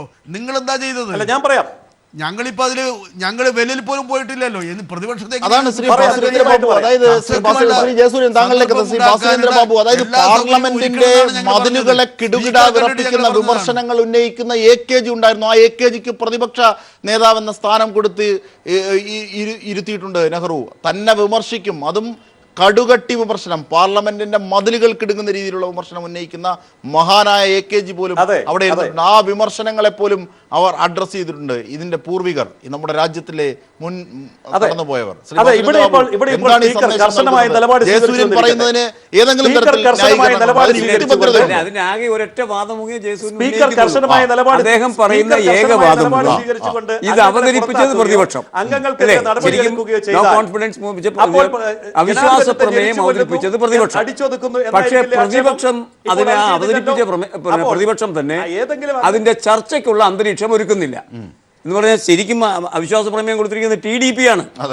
TDP അല്ല ബഹളം വെക്കുന്നത്, AIADMK കൊണ്ട് ബഹളം വെപ്പിച്ചുകൊണ്ട് TDPയും YSR കൂടെ ചേർന്ന് അവതരിപ്പിച്ചു നിന്നവരും ഇപ്പോൾ പിരിഞ്ഞവരുമാണ്. അവരുടെ അവിശ്വാസ പ്രമേയത്തെ നേരിടാനുള്ള ധൈര്യമില്ലായ്മ ഇവരിലൂടെ സംരക്ഷിക്കാൻ നിങ്ങൾ ശ്രമിക്കുന്നത്. സത്യത്തിൽ BJPയെ സംരക്ഷിക്കാൻ നിങ്ങൾക്ക് ഈ AIADMK പോലെ ഒരു പാർട്ടി വേണ്ടി വരുന്നത് തന്നെ നിങ്ങളുടെ സ്റ്റേറ്റ് മോശം കാര്യമല്ലേ? അത് കപടനാടകം പൊളിച്ചു കാണിക്കാൻ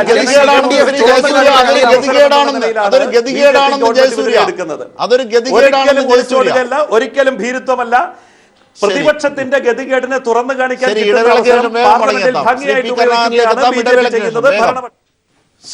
ശ്രീ പി കരുണാകരൻ MP, അതായത് ഈ നോട്ടീസ് നൽകിയത് YSR, അതാർക്കൊപ്പം? അത് നേരത്തെ NDA പുറത്തു നിന്ന് പിന്തുണച്ചവർ. TDP അതാരായിരുന്നു? NDAയുടെ ഭാഗമായിരുന്നു. ഇവരാണ് നൽകിയത്. ഇപ്പോൾ എതിർക്കുന്നത് ആരാണ്? AIADMKയും TRSും റാവുവും. ഈ എതിർപ്പുകളെ മുൻനിർത്തിയാണ് ഈ ഭരണപക്ഷത്തിലെ ഈ വലിയ ചോർച്ചയും അവിശ്വാസവുമായി എത്തിയവർ ഇപ്പോൾ പറയുന്നത്. ഇതിനേക്കാൾ പരിഹാസ്യമായത് അല്ലെങ്കിൽ ചിരിക്കാൻ ഉതകുന്ന ഒരു കാരണമാണ് ശ്രീ ജയസൂര്യൻ അല്ലെങ്കിൽ BJP വക്താവ് പറയുന്നത്. അതായത് ഇങ്ങനെ നോട്ടീസ് കൊടുത്താൽ മാത്രം പോരാ, ഇതൊന്നുമില്ലാതെ മാറിയിരിക്കുന്ന പ്രതിപക്ഷം അതിനുള്ള അവസരവും കൂടി ഒരുക്കണമെന്ന്, സ്പീക്കറുടെ പണി പ്രതിപക്ഷം ചെയ്യണമെന്ന് സാരം. Shri P Karunakaran M P. അല്ല, ഇത് വളരെ പരിഹാസ്യമായിട്ടുള്ള വാദഗതിയാണ് ജയസൂര്യ ഉന്നയിക്കുന്നത്. കേൾക്കുന്ന സമയത്ത് തന്നെ ഒരാൾക്ക് വിശ്വസിക്കാനോ ബോധ്യപ്പെടാനോ കഴിയുന്ന ഒരു കാര്യമല്ല. ഇവിടെ വ്യക്തമാക്കിയതുപോലെ ഗവൺമെൻറ്റിൻ്റെ ഭാഗമായിട്ടുള്ള ആളുകളാണ് ഗവൺമെൻറ്റിനെതിരായിട്ട് തിരിച്ചിട്ടുള്ളത്. അത് തിരിച്ചറിയാൻ ഇനിയെങ്കിലും ജയസൂര്യക്ക് കഴിയണം. ഇപ്പോൾ നോട്ടീസ് കൊടുത്ത ആൾക്കാർ, അനുകൂലിച്ച ആൾക്കാരും ഇപ്പോൾ ഒന്നിച്ചു നിൽക്കുന്ന ആൾക്കാരും തന്നെയാണ്. ഇതിപ്പോൾ വന്നത് മാത്രമല്ല, കഴിഞ്ഞ പാർലമെൻറ്റ് സമ്മേളനത്തിലും ഇതേപോലെ തന്നെ ഇവർ ഇതേ വിഷയം ഉന്നയിച്ചിരുന്നു. ഞാൻ ഓർക്കുകയാണ്, അന്ന് അനന്തകുമാർ എഴുന്നേറ്റ് പറഞ്ഞത് നിങ്ങളുടെ പ്രശ്നം പരിഹരിക്കും, പ്രധാനമന്ത്രിക്ക് സംസാരിക്കാൻ അനുവാദം നൽകണം. ഇപ്പോൾ നമ്മുടെ പ്രതിപക്ഷ നേതാവ് മല്ലികാർജുന ഖാർഗെ സംസാരിക്കുന്ന സമയത്ത് പോലും അന്ന് സംസാരിക്കാൻ അനുവദിച്ചില്ല. എന്നിട്ട് സ്പീക്കർ ഉൾപ്പെടെ അഭ്യർത്ഥിച്ചിട്ട് അന്ന് സമരം നടത്തിയ ആൾക്കാർ പിന്മാറിപ്പോയി. ആ സമയത്ത് അവർ ധരിച്ചത് എന്താന്ന് പറഞ്ഞാൽ ഇവർ പറയുന്ന പ്രശ്നങ്ങൾ പരിഹരിക്കപ്പെടുമെന്നുള്ളതാണ്. പ്രധാനമന്ത്രി ഒരു അക്ഷരവും പറഞ്ഞില്ല. ഇപ്പോൾ അവർക്ക് വേറെ ഒരു മാർഗവും ഇല്ല. അതിൻ്റെ ഭാഗമായിട്ട് ഇപ്പോൾ അവർ പൂർണ്ണമായിട്ടും വിശ്വസിച്ച എൻ ഡി എയുടെ ഘടകകക്ഷിയായിട്ടുള്ള ആൾക്കാർ തന്നെയാണ് ഈ സമരത്തിലേക്ക് വന്നിട്ടുള്ളത്. അതിന് ഉത്തരവാദിത്വം ഞങ്ങളല്ലല്ലോ ഏറ്റെടുക്കേണ്ടത്. മറ്റൊന്ന്, ഇതുമായി ബന്ധപ്പെട്ട് തടസ്സപ്പെടുത്താൻ വരുന്നത് ഇതേപോലെ തന്നെ എൻ ഡി എ അനുകൂലിക്കുന്ന ADMK അതുപോലെ തന്നെ മറ്റ് പാർട്ടിക്കാരാണ്. അത് ഞങ്ങൾ ഉത്തരവാദിയാണോ? പ്രതിപക്ഷത്തെ സംബന്ധിച്ചിടത്തോളം ഇതിലൊരു കാര്യമേ ചെയ്തിട്ടുള്ളൂ. ഞങ്ങൾ ആദ്യം പറഞ്ഞിരുന്നു, ത്രിപുരയെ സംബന്ധിച്ചിടത്തോളം, ബാങ്ക് തട്ടിപ്പിനെ സംബന്ധിച്ചിടത്തോളം, വിലക്കയറ്റത്തെ സംബന്ധിച്ചിടത്തോളം ഒന്നും ചർച്ച ചെയ്യാൻ തയ്യാറായിരുന്നില്ല, ജനകീയ പ്രശ്നങ്ങൾ. അതിനുശേഷമാണ് ഈ വിഷയം വന്നത്. ഈ വിഷയം വന്ന സമയത്തും പ്രതിപക്ഷം വെല്ലിൽ പോയിട്ടില്ലാലോ, തടസ്സപ്പെടുത്തിയിട്ടില്ലാലോ, ചർച്ച ചെയ്യണമെന്നാണ് പറഞ്ഞത്. മാത്രമല്ല, അവിശ്വാസ പ്രമേയം ചർച്ചക്കെടുക്കുമ്പോൾ പേര് വിളിക്കുന്ന സമയത്ത് ഞങ്ങളെല്ലാവരും എഴുന്നേറ്റ് നിന്നിട്ട് ഞങ്ങൾ അനുകൂലമാണെന്ന് പറയുക മാത്രമാണ് ചെയ്തത്. ഇതിലെങ്ങനെയാണ് പ്രതിപക്ഷത്തെ കുറ്റപ്പെടുത്താൻ വേണ്ടി കഴിയുക? നിങ്ങൾ തന്നെ ഉണ്ടാക്കിയിട്ടുള്ളതാണ് ഈ പ്രശ്നങ്ങളൊക്കെ തന്നെ. നിങ്ങൾക്ക് ധൈര്യമുണ്ടെങ്കിൽ നിങ്ങൾക്ക് പറയാലോ, ഇപ്പോൾ തന്നെ ചർച്ച ചെയ്യാം. അങ്ങനെ പറഞ്ഞിട്ടുണ്ടല്ലോ, നെഹ്റുവിൻ്റെ കാലഘട്ടത്തിൽ, വാജ്പേയിയുടെ കാലഘട്ടത്തിൽ പറഞ്ഞിട്ടുണ്ടല്ലോ. എന്തുകൊണ്ട് പറയാൻ നിങ്ങൾക്ക് ധൈര്യമില്ല?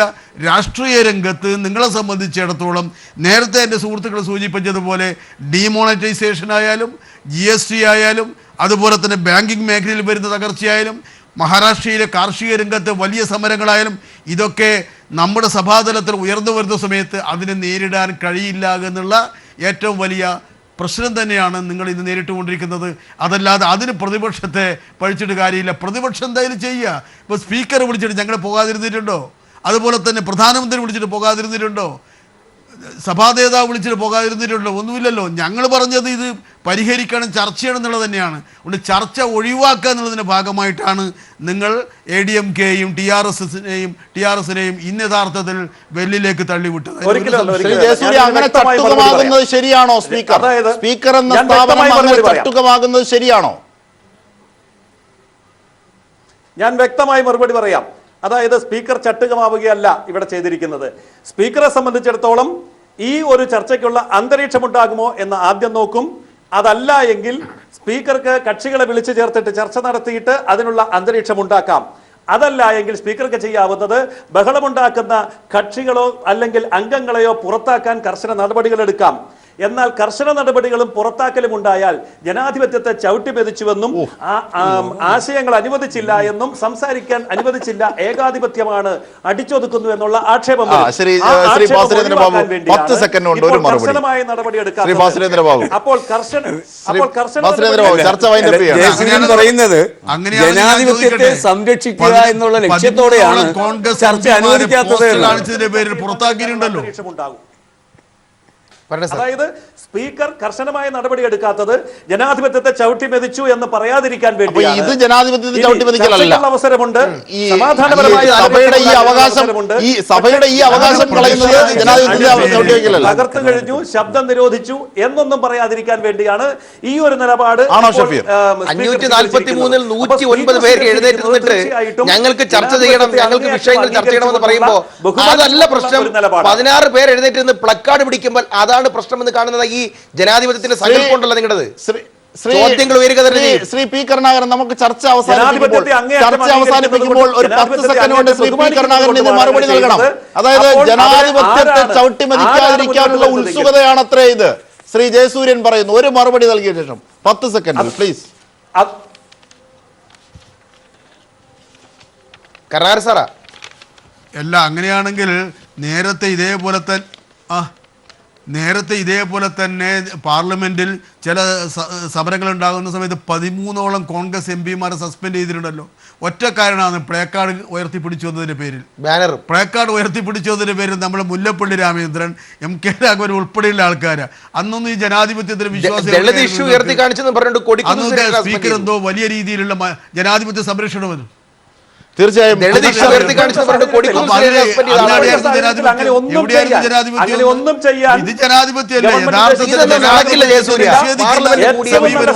കൊണ്ടുവരിക, എന്നിട്ട് എന്ത് സംഭവിക്കാൻ പോകുന്നു എന്ന് നോക്കുക, എന്നിട്ട് ഏറ്റവും നല്ല രീതിയിൽ ഇതിന് പരിഹാരം ഉണ്ടാക്കാനാണ് സ്പീക്കർ ശ്രമിക്കുന്നത്. അതുകൊണ്ടാണ് ഒരു അംഗത്തെ പോലും പുറത്താക്കാതെ അടിച്ചമർത്താതെ ശാന്തമായ അന്തരീക്ഷം നിലനിർത്തിയിരിക്കുന്നത്. അപ്പോൾ ജനാധിപത്യത്തിരിക്കുന്നത് ചർച്ച ഒഴിവാക്കാതിരിക്കാനാണ്. തീർച്ചയായും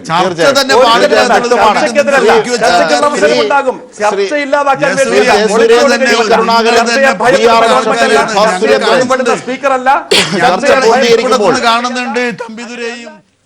ഒരുപക്ഷെ ചർച്ച പൂർത്തീകരിക്കുമ്പോൾ തിരിച്ചറിവുകൾ ഉണ്ടാകണം ജനാധിപത്യത്തെ സംബന്ധിച്ച്. ആ തിരിച്ചറിവുകൾ ഇല്ല എന്ന ബോധ്യമെങ്കിലും ഒരുപക്ഷെ ഇതൊക്കെ കൈകാര്യം ചെയ്യുന്നവർക്ക് വേണം. ഇല്ലെങ്കിൽ വലിയ ആപത്താണ്. തീർച്ചയായും ജനാധിപത്യത്തിന്റെ ശ്രീകോവിലെ അവകാശങ്ങൾ സംരക്ഷിക്കപ്പെടുക തന്നെ ചെയ്യും. ഇന്ത്യയുടെ പാരമ്പര്യം അതാണ്. തീർച്ചയായും സ്പീക്കർക്കെതിരായി ഉയർന്ന വിമർശനത്തെ സംബന്ധിച്ച് ക്രോഡീകരിക്കുമ്പോൾ ചർച്ചയിൽ പങ്കെടുത്തവർക്കൊക്കെ നന്ദി.